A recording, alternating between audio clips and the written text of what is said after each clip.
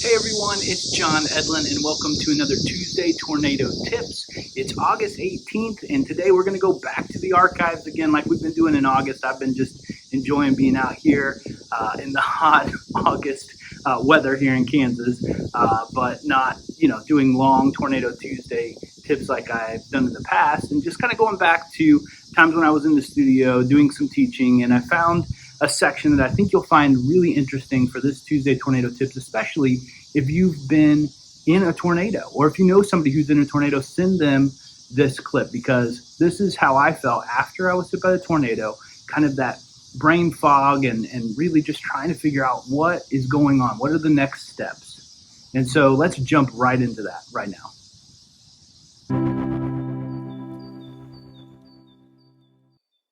Now, if you've gone through a tornado, it's important to remember that you need to give yourself grace.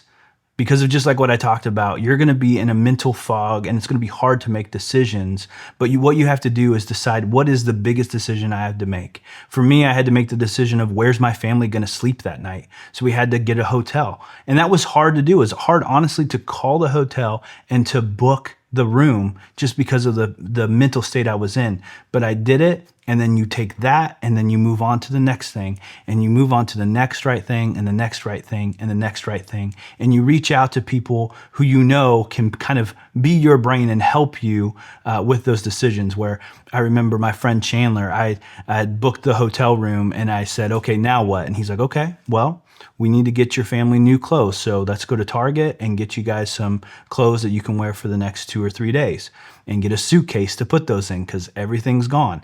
And that was really helpful for me. And so find that person that you can lean on to be your brain at that time, because you're going to need it. And then take it step by step. Try not to get overwhelmed with all the logistics of all the things that are going to happen, because it will happen and it will happen in time. But you got to give yourself grace that it's not all going to happen in the first 24 hours after that tornado hit. So give yourself grace and understand that this is just how things go after something like this happens, and you're going to be okay. All right, so that is what a tornado survivor feels like sometimes, just brain fog and not sure what to do.